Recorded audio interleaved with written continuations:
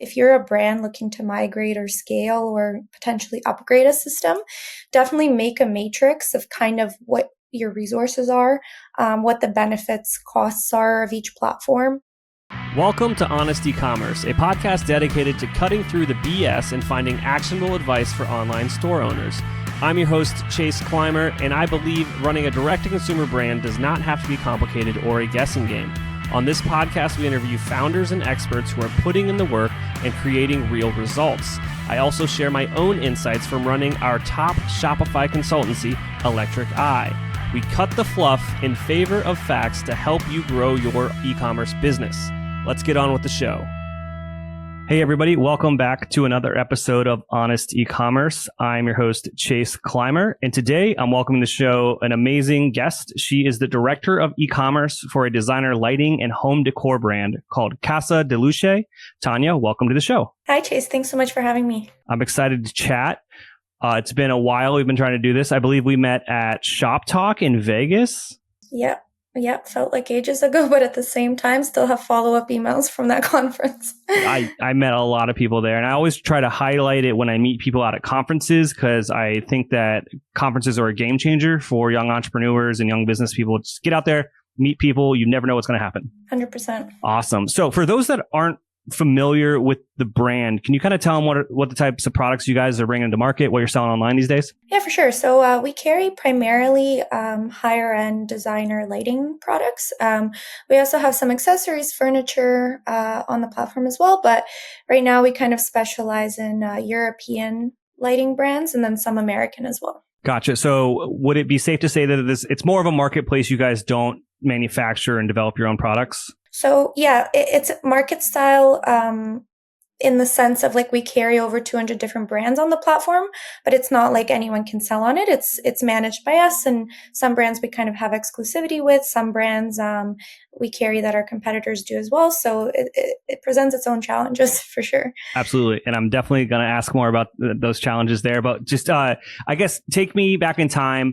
How did you end up in this role as the director of e-commerce? Yeah, so prior to this role, I was kind of working at a consulting firm that specialized in building both apps and websites for large Fortune 500 companies, but we kind of did end to end. So everything to do with the design thinking process, user testing, and then actually designing and building.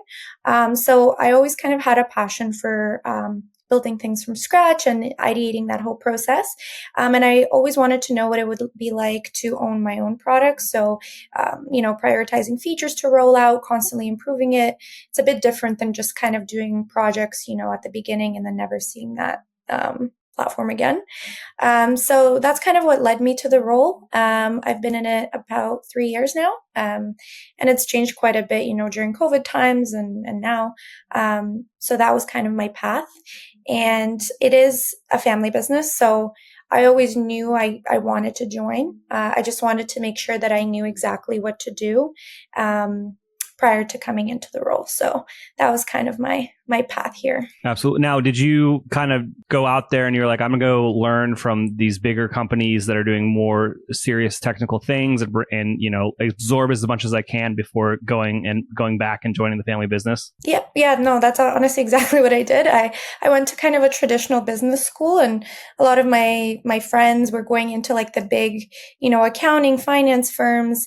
And I always knew that if I were to go into those, I wouldn't really equip myself with what I needed to learn. So I kind of started to apply to tech firms, which wasn't the easiest thing to do out of business school because I find that they don't really give you the tools to do that or the network for that. So I had to kind of go out on my own, find these like primarily engineering software development conferences. And that's how I landed in the company. I chose one where I would be able to learn absolutely everything, start to finish, about building a website, building an app. And that's kind of what I chose. All right. So you graduate college, you go join some consulting firms, you become a Swiss Army knife, learn a whole bunch of things about a whole bunch of things. And then you decide to join the family business again. Can you tell me about when you joined? What was the e-commerce experience like? What were you kind of taking on as you kind of established yourself at the company? Yeah. So When I joined, the company was quite small. It did a little bit of ecomm. It was built on like a very old version of Magento. I think it only had like around 500 products on the platform, absolutely no marketing, none of that. And I think the pivotal point was that, I don't know if you remember, but when Magento 2 came out, it was basically a whole thing where you got to either migrate or your whole website will stop working.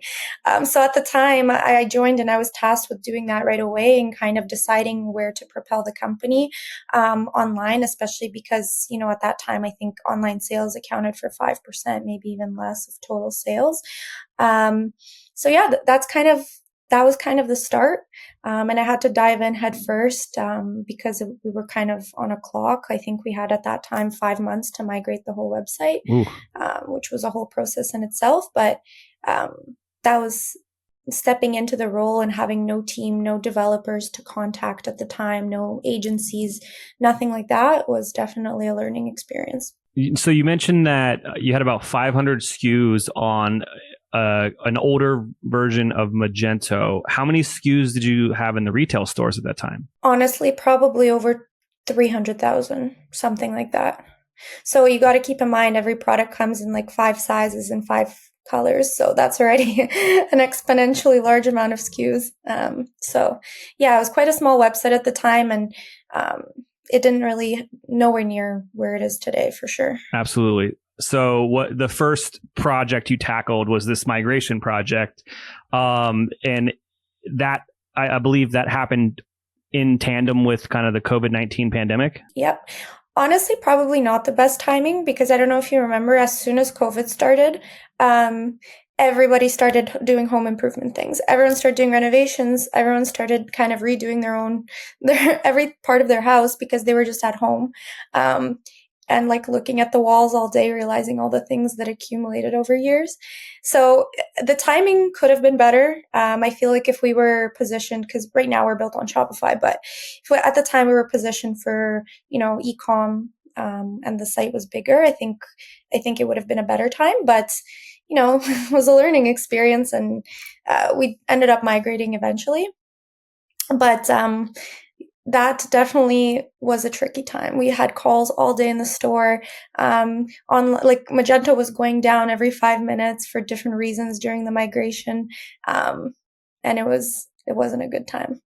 Now, do you remember anything from that process of the migration that you didn't expect to be either that big of a deal, or just any other interesting tidbits of it to help other listeners out there that might be on a older legacy platform, and what they should expect from like a process like that, migrating a legacy brand to a more modern platform like Shopify? For sure. I think kind of the first thing you learn if you ever take any kind of UX design course is the importance of failing fast and iterating.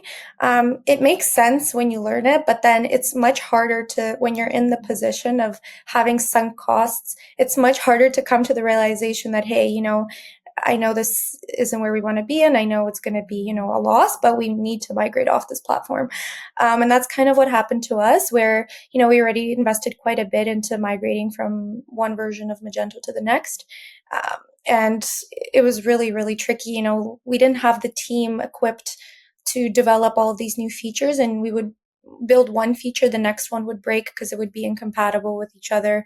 And I think my recommendation would be, if you're a brand looking to migrate or scale or potentially upgrade a system, definitely make a matrix of kind of what your resources are, what the benefits, costs are of each platform, because sometimes shooting for the stars and, not iterating and seeing like what happens at every stage, it can cost you quite a bit in the end. So it's better to catch things early to understand kind of the downsides of taking certain routes and making the decision. Absolutely. I know that the sunk cost fallacy is a huge thing when we're speaking with brands, either about migration or about redesigns, especially these days.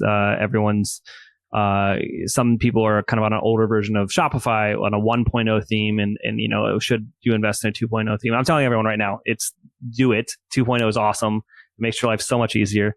But kind of back to this project, once you got through the migration, did you get it done before the deadline within those 5 months, or did you have to launch with kind of an MVP? How'd that work out? So we launched Magento 2, I believe it was summer of 2021. Okay. Things were breaking every single day.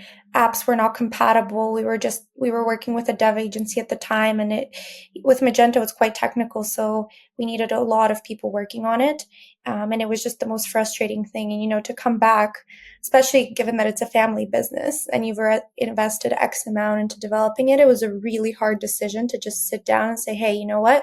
This migration that we just did, we're going to have to do it all over again, but now to Shopify. But honestly, we're so happy that we did do it.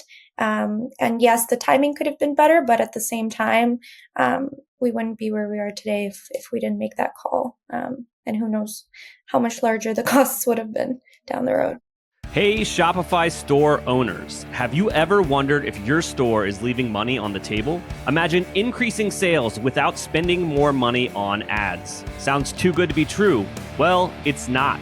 I'd like to introduce you to Store Tester. Store Tester is a done-for-you conversion rate optimization service for Shopify merchants. Could your store benefit from increased conversion rates, higher average order values, and improved revenue per visitor? Store Tester could be the perfect partner for you. From ideation to implementation, this full-service A/B testing service takes all of the guesswork out of improving Shopify stores. Store Tester does all the work for you while offering month-to-month transparent fixed pricing. It gets even better. They believe in their service so much, they're offering the first test for free for qualified merchants. Let me repeat, the first test is free for qualified merchants. Curious to see if you qualify for a free test? Reach out today. Visit storetester.com to schedule an intro call. That's www.storetester.com. Schedule an intro call today to see if you qualify for a free test. Hey everybody, today's podcast is brought to you by Intelligems, the ultimate profit optimization tool for Shopify merchants. I'm telling you this, obviously I own an agency. We use Intelligems when we're running split testing and CRO stuff for all of our clients. Are you looking to maximize your profits? Intelligems offers data-driven solutions to optimize your content, prices, discounts, and shipping rates. Join over 500 happy clients who have seen significant improvements. With Intelligems, you gain control over your e-commerce economics, boosting your profit per visitor by an astonishing 36%. But that's not all. Intelligems users report a 54.62 increase in revenue per visitor and a remarkable rise in conversion rates. How does Intelligems do it? Through a suite of tools that allows you to A/B test everything on your Shopify store, from landing pages to product prices and shipping rates. Imagine testing new layouts, offers, even a new Shopify theme with ease. We're testing a new landing page for our client on a new theme versus an old landing page on their old theme right now. Intelligems empowers you to find the perfect price point for your products and optimize your shipping strategy. But there's more. Boost your average order value with customized campaign offers and discover if your customers prefer free shipping or a lower list price. With over $100 million in incremental profit generated, they have over 1.5 billion transactions ran through their software. They have over 400 million shoppers that have gone through their test. Intelligems is not a tool, it's a game changer for your business. Are you ready to transform your Shopify store's profitability? Book a demo today at intelligems.io. Empower your brand to reach new heights. Again, that's Intelligems, giving superpowers to your customer acquisition, retention, and overall profitability. Share what you're allowed to share, but from my perspective, one of the biggest reasons people migrate from Magento or a hosted solution like that to something like Shopify is that a lot of the things that break are just taken care of by the platform, and the line item of like services and like having a retainer with a dev agency kind of almost ceases to exist. Was that true in your case? What can you speak to there? I think in our case, what was happening is we had a lot of custom requirements. And being, having the PM background I had these lists of custom things that, we verified with users and tested with that we knew we needed. And in Magento to do something custom like that would have been extremely difficult, and it had to work with other apps and things like that. And it's funny because a lot of devs at the time were talking us out of the migration. They're saying, hey, well, Magento's so much more custom. You can achieve all these custom things that you want. But what they didn't talk about is that you just literally need someone 24/7 fixing bugs. With Shopify, it's like, if anything ever comes down or breaks down, you could reach out to individual app supporters. They'll help fix whatever it is. If it's a Shopify-wide issue, their support's great. It kind of all works together, and we've never had, knock on wood, any emergencies with anything like that ever since. So I think, the more custom, you really have to make sure you have a team that's able to support it. And most of the time, you don't even need what you think you need. You can make it a lot simpler. So that is something I always ask people. Well, custom is expensive. Everyone doesn't like correlate those things together. And 9 times out of 10, you don't need custom. You just need it to work, and your customers need something they're familiar with. And that's always kind of a conversation. It's like, do you want it to be custom for the sake of being custom to make your ego feel good, or you want this thing to work the right way? And those are always fun conversations.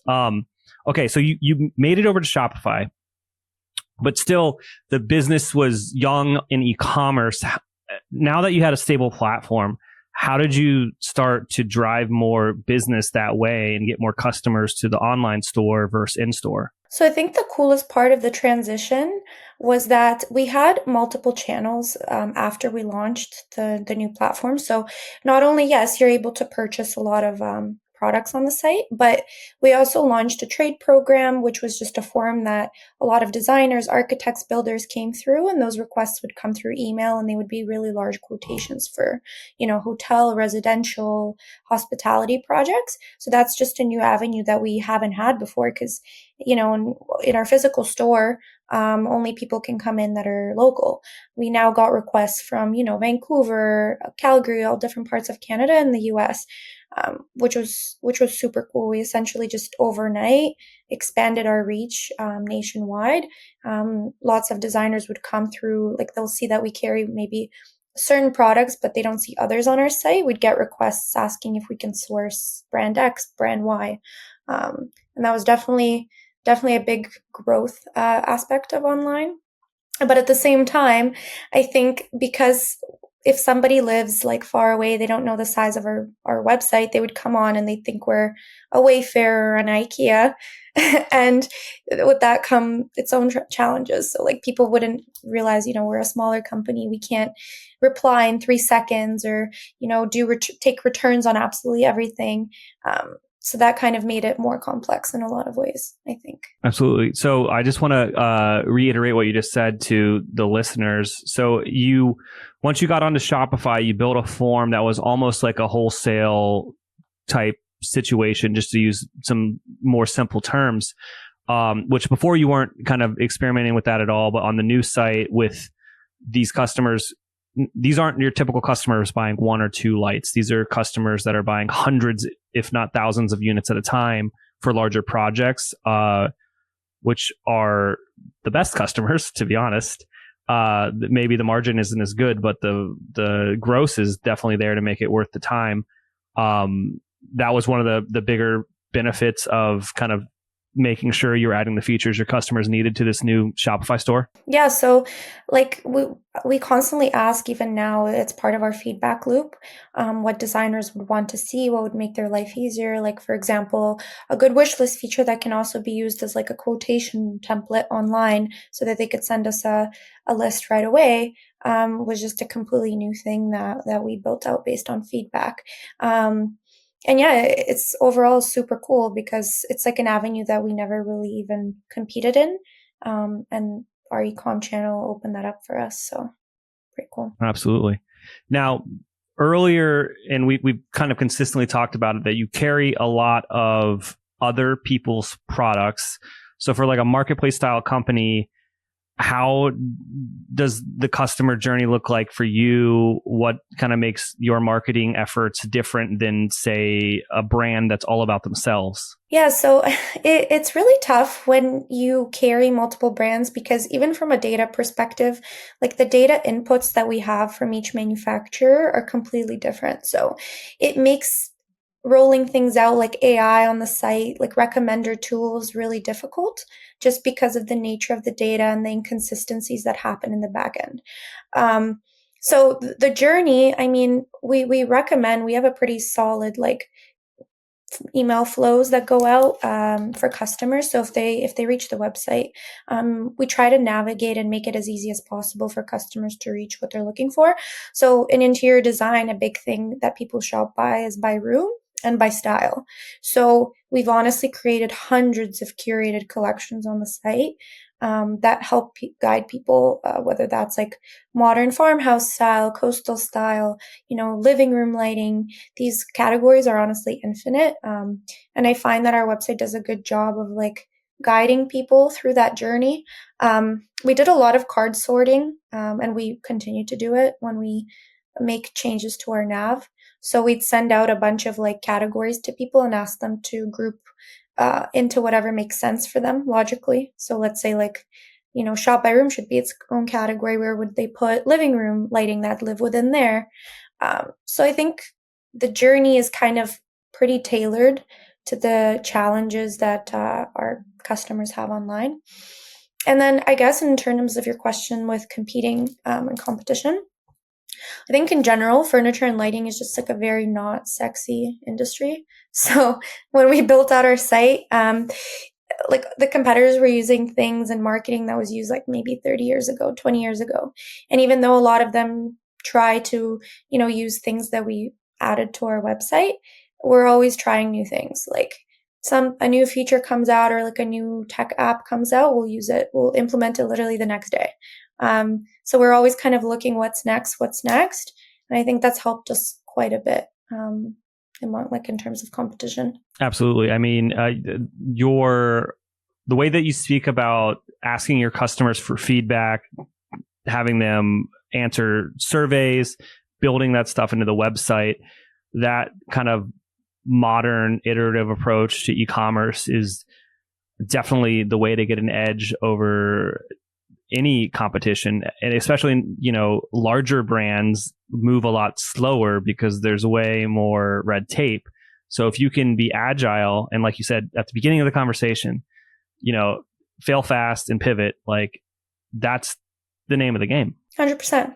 I will say though, if in terms of working for a family business, it is a bit scary sometimes, like to invest in certain things and take certain risks, especially because with like the ecomm channel of business, I really have the go ahead on, what new features to roll out, what new tech firms to partner with.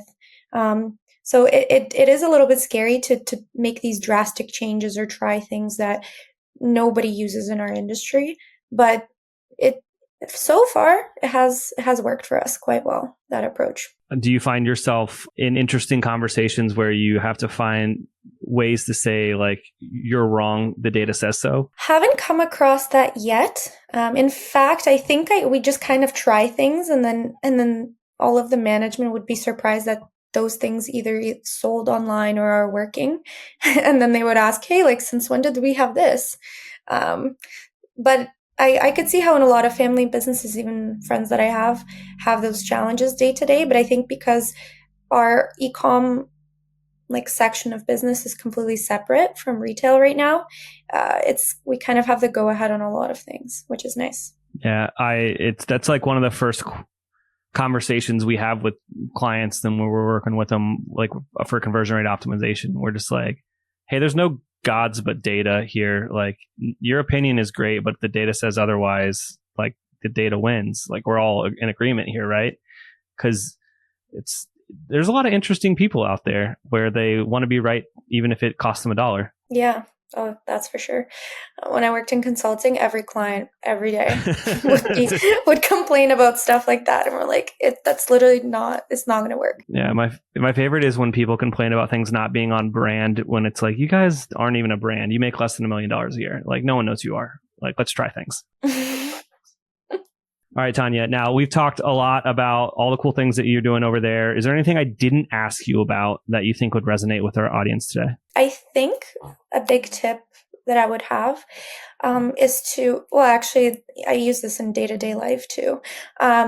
something that you have an idea of, or like a list of things you want to try in the future, just honestly, just do them today. Try them today. If you're thinking about trying SMS marketing, like try it literally today, test it out, get it done. You don't have to put things off to the next day, because if you test it today and you see it's working, you could potentially be, onto something great for the company. So that would be my biggest takeaway, I think. Is be action oriented. That's my favorite type of person, is just do it. Yeah. Like, why do we have to think about it too hard? For sure. Awesome. Tanya, you talked about the awesome products that you guys carry there. If I am living in North America and I'm looking for some of those things, where should I go? What should I do? You should go to casadiluce.ca. And actually let me know how the journey's treating you, because I think we've done quite a good job at guiding customers to their ideal light. But I see you getting like one of our whimsical pieces, like a cool dinosaur light or a banana light. You should check them out. I do need a dinosaur light. That'd be pretty cool. Awesome. Tanya, thank you so much for coming on. Thanks, Chase. Have a good one. We can't thank our guests enough for coming on the show and sharing their knowledge and journey with us. We've got a lot to think about and potentially add into our own businesses. You can find all the links in the show notes. You can subscribe to the newsletter at honestecommerce.co to get each episode delivered right into your inbox. If you're enjoying this content, consider leaving a review on iTunes. That really helps us out. Lastly, if you're a store owner looking for an amazing partner to help you get your Shopify store to the next level, reach out to Electric Eye at electriceye.io/connect. Until next time.